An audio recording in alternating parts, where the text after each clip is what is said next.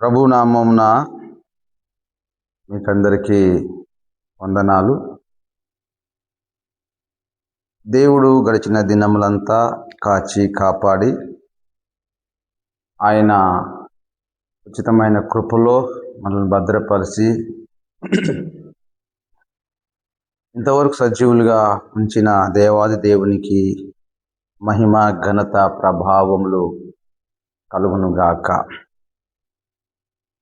ఈ సమయంలో మనము కొద్ది నిమిషాలు దేవుని మాటలు ధ్యానం చేసుకుందాం. మత్తయి సువార్త 6వ అధ్యాయం 6వ వచనంలో మనం చదువుకుంటే, నీవు ప్రార్థన చేయనప్పుడు నీ గదిలోనికి వెళ్ళి తలుపు వేసి రహస్యమందున్న నీ తండ్రికి ప్రార్థన చేయము. అప్పుడు రహస్యమందు చూచు నీ తండ్రి నీకు ప్రతిఫలమిచ్చును. ప్రభు అయిన యేసు క్రీస్తు ఇక్కడ చెబుతున్న మాట ఏంటంటే, నీవు ప్రార్థన చేయనప్పుడు, అనగా మనము ప్రార్థన చేసేటప్పుడు అంట, నీ గదిలోనికి వెళ్ళి తలుపు వేసి రహస్యమందు చూచు నీ తండ్రికి ప్రార్థన చేయము. గదిలోనికి వెళ్ళి తలుపు వేసుకొని మనం ఏం చేయాలి అంటే, మన తండ్రికి మనం ప్రార్థన చేసేవారిగా మనము ఉండాలి. క్రైస్తవులముగా, దేవుని బిడ్డలముగా మనకు ప్రార్థన జీవితము అనేది చాలా అవసరం. మరి ముఖ్యంగా ఈ దినాల్లో, ఈ అంత్య దినాల్లో, ఈ అపాయకరమైన దినాల్లో, ఈ దినాల్లో మనం దేవుని సన్నిధిలో ఎక్కువగా ప్రార్థించే వారిగా ఉండటము మనకు ఎంతైనా అవసరం. అందుకే ప్రభువు ఇక్కడ చెప్తున్న మాట ఏంటంటే, నీ తండ్రికి ప్రార్థన చేయాలి. ప్రార్థన అంటే ప్రభుతో ముచ్చటించటం, ప్రభుతో మాట్లాడటం, ప్రభుతో సంభాషణ చేయటం. కాబట్టి దేవుని బిడ్డలారా, మనము ప్రార్థించే వారిగా మనం ఉండాలి. దావీదు నేను వేకువన లేచి ఏం చేస్తాడంట, ఆయన వేకువన లేచి ప్రార్థించేవాడు. మనం ఆరాధించే దేవుడు కూడా, ప్రభువు కూడా, ఆయన ఎలాంటి జీవితం కలిగి ఉన్నాడంటే, ప్రార్థన జీవితాన్ని ఆయన కలిగి ఉన్నాడు కదా.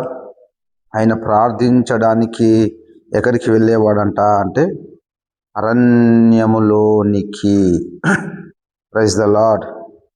ఆయన ప్రార్థన చేయడానికి ఎక్కడికి వెళ్ళేవాడు అంటే, అరణ్యములోనికి వెళ్ళి ఆయన అక్కడ ఏం చేసేవాడంట, ప్రార్థించేవాడు. కాబట్టి ఆయన పేతురు, యోహాను, యాకోబులను వెంటబెట్టుకొని పర్వతం మీదకి వెళ్ళి అక్కడ ఏం చేశాడంటే ప్రార్థించాడు. అంటే ఒక దేవుని కుమారుడై ఉండి ఆయనే అంతగా ప్రార్థనలో ఉంటే, ఆయన్ని అంతగా ప్రార్థన చేస్తే ఇక మనం ఇంకెంతగా ప్రార్థించాలి. అంటే ప్రార్థన యొక్క ఆవశ్యకము, ప్రార్థన యొక్క అవసరత ఎంతో దీన్ని బట్టి మనకు అర్థమవుతుంది. ఒక పరిశుద్ధుడు, ఒక తండ్రి, మన రక్షకుడు, మనం ఆరాధించే దేవుడు శరీరధారి అయిన దినములో ఆయన 40 దినాలు ఉపవాస ప్రార్థన చేశాడు. 40 దినాలు ఉపవాస ప్రార్థన చేయడం మాత్రమే కాదు, కానీ రాత్రంతా కూడా ప్రార్థనలో గడిపాడు కదా. ఆయనే, ఆ పరిశుద్ధుడే, ఆ నీతిమంతుడే అంతగా ప్రార్థన చేస్తే, ఈ లోకంలో ఉండే మనము, లోకంలో జీవించే మనము ఈ లోకంలో ముందుకు సాగాలంటే మన జీవితంలో ఎదురయ్యే అనేకమైన శోధనలు, అనేకమైన ఆటంకాలు, అభ్యంతరాలను మనం జయించాలంటే మనము కూడా ఎక్కువగా ప్రార్థన చేసేవారిగా ఉండాలి. అందుకు యేసు ప్రభు ఒక మాట వారితో వారు ఒలివ తోటలోనికి వెళ్ళినప్పుడు ప్రభువు ప్రార్థన చేసుకుంటూ ఉన్నాడు కదా. మనం మత్తయి సువార్త 26వ అధ్యాయం 37వ వచనంలో మనం చదివితే, పేతురు జెబెదాయి ఇద్దరు కుమారులను వెంటబెట్టుకొని పోయి దుఃఖపడుటకును చింతాక్రాంతుడకును మొదలు పెట్టెను. అంటే గెత్సేమనే బడిన చోటికి వచ్చి ఆయన అక్కడికి వెళ్ళి 36వ వచనంలో, అంతట యేసు వారితో కూడా గెత్సేమనే అనబడిన చోటికి వచ్చి, నేను అక్కడికి వెళ్ళి ప్రార్థన చేసి వచ్చే వరకు మీరు ఇక్కడ కూర్చుండునని శిష్యులతో చెప్పాను. అంటే ఆయన శ్రమ పడడానికి ముందు కూడా ఆయన ఏం చేస్తున్నాడంటే, ఆయన జీవితానికి శ్రమ వస్తుందని తెలిసి కూడా కలవరపడకుండా ఆయన ప్రార్థించడంలో నిమగ్నమై ఉన్నాడు. అందుకు మనం 41వ వచనంలో చదివితే, మీరు శోధనలో ప్రవేశించకుండానట్లుగా మెలకువగా ఉండి ప్రార్థన చేయుడి అని శిష్యులకు చెప్పాడు. మనం కూడా ఎందుకు ప్రార్థన చేయాలి, మన జీవితంలో మనం ఎందుకు ప్రార్థించాలి అంటే, మనం శోధనలో ప్రవేశించకున్నట్లుగా, శోధకుడు నన్ను శోధనలోనికి నెట్టివేయకున్నట్లుగా, ఆ శోధన మన జీవితంలోకి రాకుండా ఉన్నట్లుగా మనం ఏం చేయాలంటే మెలకువగా ఉండి ప్రార్థించే వారిగా మనం ఉండాలి. Praise the Lord. ప్రతిరోజు ఎన్నో పనులు చేస్తాము, కానీ ప్రార్థన అనేసరికల్లా ఎవరు ప్రార్థించడానికి ఇష్టపడరు. ప్రార్థన అనేది నీ జీవితంలో లేకపోతే నీ జీవితంలో శ్రమలు అనేవి వస్తూ ఉంటాయి. ఆ శ్రమల నుంచి నువ్వు విడిపించబడాలంటే రహస్యమందున్న నీ తండ్రికి నీవు ప్రార్థన చేయాలి. చివరిగా ఒక మాట చెప్పుకొని ముగించుకుందాము. నా మాటలు ముగిస్తాను.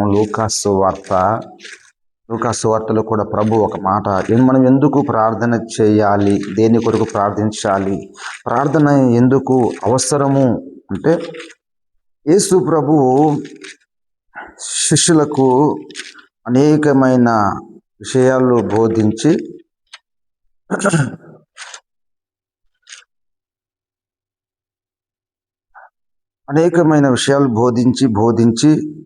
మనుష్య కుమారుని దినములలో, మనుష్య కుమారుని రాకడల్లో ఇలాంటి సంఘటనలు జరుగుతాయి. కాబట్టి లూకాసు వార్త 22వ అధ్యాయంలో ఒక మాట చెప్పాడు. ఏమంటే, భూమి మీదికి అనేకమైన శ్రమలు, అనేకమైన గొప్ప శోధనలు సంభవిస్తవి. కాబట్టి వాటినన్నిటిలో నుండి నేను మనమందరం తప్పించబడాలి అంటే ఏం చేయాలి అంటే, మెలకువగా జరగబోయే వీటినెల్లా తప్పించుకున్నట్టు మనుష్య కుమారుని ఎదుట నిలబడటకు మీరు శక్తి గలవారగునట్లుగా మీరు ఏం చేయాలి అంటే మెలకువగా ఉండి ప్రార్థన చేయండి అని ప్రభు చెప్పాడు. అంటే ఈ దినాల్లో భూమి మీదికి కొన్ని భయంకరమైన సంగతులు, అపాయకరమైన సంగతులు ఇప్పుడు మనం వింటున్నాము, చూస్తున్నాము. ఇజ్రాయేలు, అమెరికా, ఇరాకు,